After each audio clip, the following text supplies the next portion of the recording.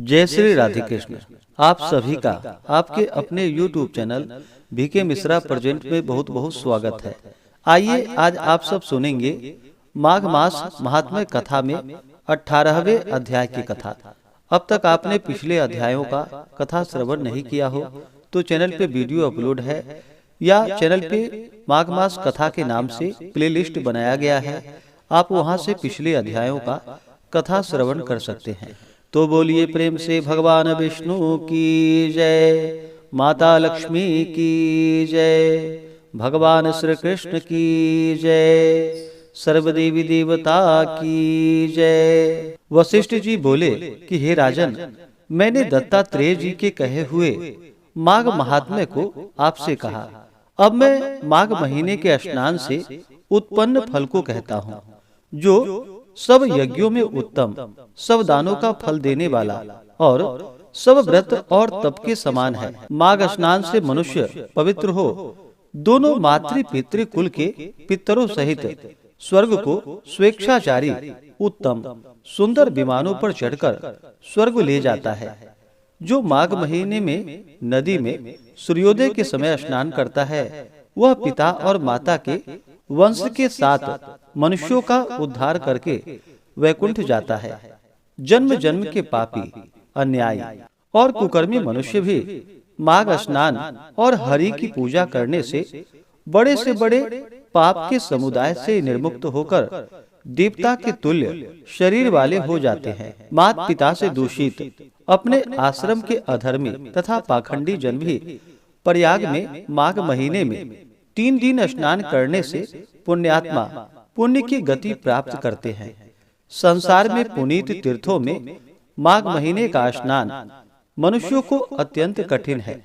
इससे मनुष्य ब्रह्म वेत्ताओं की दशा को प्राप्त होता है, इसमें कोई संदेह नहीं है। हे राजन, माघ में तप, दान तथा जप करना और हरि भगवान की पूजा सब अक्षय होते हैं। माघ महीने में स्नान करके अन्न दान करने वाला स्वर्ग में अमृत पान करता है। स्वर्ण दान करने वाला इंद्र के लोक में जाता है। दीपक, अग्नि और वस्त्र दान देने वाला मनुष्य दिव्य स्वरूप हो सूर्य लोक में निवास करता है। यज्ञ, दान, स्वच्छ, तप, अखंड ब्रह्मचर्य तथा उत्तम योग सेवा से पापी लोग उतने शुद्ध नहीं होते जितना माघ महीने में तीर्थ में स्नान करने से होते हैं। माघ में स्नान करके जो हरि भगवान की पूजा करते हैं, वे स्वर्ग से लौटकर राजा होते हैं एवं दिव्य स्वरूप, भाग्यवान, मधुर बोलने वाले, धर्म करने वाले, बड़े धनी और 100 वर्ष की आयु वाले होते हैं। उनके शरीर, वाणी और मन से जाने या अनजाने में हुए संपूर्ण पाप किसी उत्तम तीर्थ में माघ महीने में स्नान करने से शीघ्र ही नष्ट हो जाते हैं। पापी लोगों के आलस से भी कभी भूलकर भी माघ में स्नान करने से उनके पाप विलीन हो जाते हैं। भगवान हरि उसके पापों को जला देते हैं। गंधर्वों की कन्या पुराने समय में राजा के श्राप से पाप के फल भोगती हुई लोमस ऋषि के कहने से माघ महीने में स्नान करके पाप से छूट गई थी। राजा दिलीप ने यह सुन गुरु के चरण कमल पर प्रणाम करके बड़ी श्रद्धा से विनीत तथा प्रेम से पुरोहित जी से पूछा कि हे भगवान, कन्याओं को कहाँ से श्राप मिला? वे कन्या किसकी थी? उनके क्या नाम थे और उसकी क्या उम्र थी? किस प्रकार वे लोमस ऋषि के वाक्य से पिशाची श्राप से मुक्त हुई? उन्होंने माघ महीने में कहाँ पर स्नान किया और वे संख्या में कितनी थी? वशिष्ठ जी ने कहा कि हे राजन, इस धर्मपूर्ण और संतान देने वाली अपूर्व कथा को सुनो। सुख संगीत नाम के गंधर्व की कन्या विमोहिनी थी। सुशील की कन्या सुशीला, स्वरवेदी की कन्या सुस्वरा, चंद्रकांता की कन्या सुतारा, सुप्रभा की कन्या चंद्रिका थी। हे राजन, ये सुंदर नाम इन अप्सराओं के थे।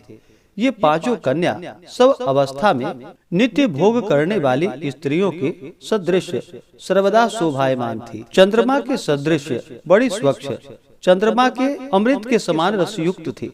नयनों से प्रश्न करने वाली अति ललित, बड़ी सुंदर, ऊंचे पयोधर वाली पद्मिनी वैशाख मास की कमलिनी के सदृश थी। यौवन में भरपूर लता के सदृश थी। स्वर्णिम गोरे रंग की, सोने सी चमक और सोने के ही आभूषण पहने, चंपा की कली की तरह और स्वर्ण समान सुनहरे वस्त्र धारण किए हुए, स्वर भंगी हाव भाव से मूर्छना, तान, गान, विनोद और बांसुरी तथा बीना बजाने में मृदंग, नाद, हास्य इत्यादि कलाओं में निपुण थी। सुंदर क्रीड़ा से प्रसन्न करती थी। माता पिता की लाडली ये एक बार कुबेर के स्थान में विचर रही थी। कौतुक से एक बार पांचों मिलकर माघ महीने में एक जंगल से दूसरे जंगल में मंदार के फूल को तोड़ती हुई गौरी की पूजा के लिए सुंदर जल वाले सरोवर के तट पर गई। स्वर्णिम कमलों को लेकर हीरे के समान उज्जवल स्फटिक युक्त सरोवर में स्नान कर, वस्त्र पहन, मौन धारण किए हुए उस स्थान के सुनहरी बालुओं से उन्होंने उमा की मूर्ति बनाई और चंदन, कपूर, कुमकुम और सुगंधित कमलों से उस मूर्ति को भक्ति से पूजन करके ताल देकर नृत्य करने लगी। जब ये कन्याएं रसीले स्वर में गा रही थी और नृत्य में लीन थी, उसी समय आच्छोद नाम के वेद निधि मुनि के पुत्र अग्निप ऋषि स्नान को आ गए। वह युवा ऋषि सुंदर सुंदर मुख का, कमल नेत्र, विशाल वक्ष, भुजा वाला, श्याम वर्ण का, शिखा सहित ब्रह्मचर्य युक्त दंड धनुष लिए हुए कामदेव के सदृश शोभायमान था। वह मृग चर्म ओढ़े, सुंदर यज्ञोपवीत लिए, कमर में स्वर्ण सी मूज की करधनी पहने था। उस ब्राह्मण को वहां सरोवर के तट पर देखकर ये कन्याएं बड़ी मुग्ध हुई और आपस में कहने लगी कि यह हमारे नेत्रों का कौन अतिथि है। नृत्य गान त्याग करके वे सब इसको देखकर काम से उत्तेजित हो गई। ये पांचों कन्याएं मोहित होकर देखो देखो ऐसा कहकर उस उत्तम ब्राह्मण के युवा चित्त में काम पीड़ा उत्पन्न करने लगी और ये अप्सराएं विचार करने लगी कि क्या यह कामदेव या अश्विनी कुमार है, या कि कोई और गंधर्व अथवा किन्नर है, या सिद्ध है, या किसी ऋषि के पुत्र हैं, या कोई श्रेष्ठ मनुष्य है। कोई भी हो, ब्रह्मा ने इसको हम लोगों के लिए ही भेजा है। गौरी, हम कुमारियों के लिए श्रेष्ठ वर लाई हैं। इस प्रकार पांचों कन्याएं आपस में कह रही थी कि यह तुमसे वरा गया तथा मुझसे वरा गया, जैसे तुमसे वरा गया वैसे मुझसे वरा गया। वहाँ पर इनके वचन को सुनकर मध्याह्न की संध्या विधि करके उस ब्रह्मचारी ने मन में सोचा कि यहाँ तो बड़ी बाधा उत्पन्न हो रही है। ब्रह्मा, विष्णु, शिव आदि देवता और पुराने व वृद्ध मुनि और योग बल वाले ऋषि लोग भी अबलाओं की लीला से मोहित हो गए। यह बड़ा आश्चर्य है। स्त्रियों के नेत्र रूपी तीक्ष्ण बाणों से किसका मन रूपी हरिण बेधा नहीं जाता। जब तक नीति, बुद्धि, पाप से भय, बहुदृढ़ चित्तता, कुल की गिनती, तप की गंभीरता रहती है, तब तक मनुष्य नैतिकता का पालन कर सकते हैं। तब तक स्त्रियों के नेत्र रूपी बाणों से काम मुग्ध मनुष्य शीघ्र बेधा नहीं जाता है। विलासी मनुष्यों के मन को सुंदर स्त्रियां लीला से मुग्ध और उन्मत्त करे, परंतु मुझे क्यों? अब किस प्रकार धर्म की रक्षा की जाए?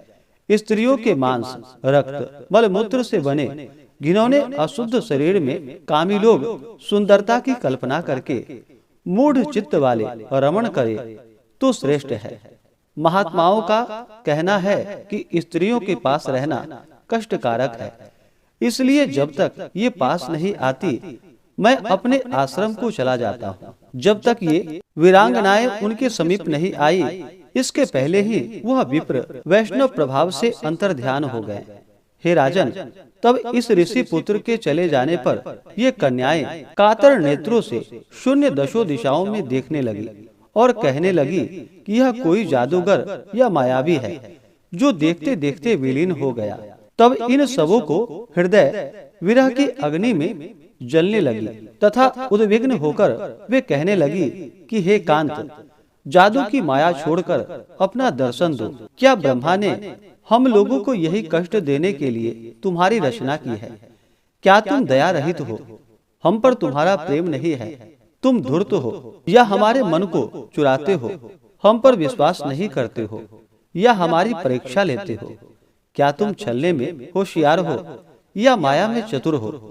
क्या किसी के चित्त में घुसकर उसमें से निकलना नहीं जानते? क्यों हम बिना अपराधियों पर क्रोध करते हो? दूसरों को धोखा देने से किसी को क्या दुख होता है? क्या यह तुम नहीं जानते? हे हृदयेश्वर, तुम्हारे दर्शन बिना हम अब घर नहीं जाएंगी। फिर से तुम्हारे दर्शन की आशा में हम यही रहेंगे। आप अपने पास दया कर हम लोगों को शीघ्र ले चलो और अपने दर्शन देकर हमारे संताप को तुरंत ही हर लो। सज्जन लोग किसी के कष्ट को नहीं देखते।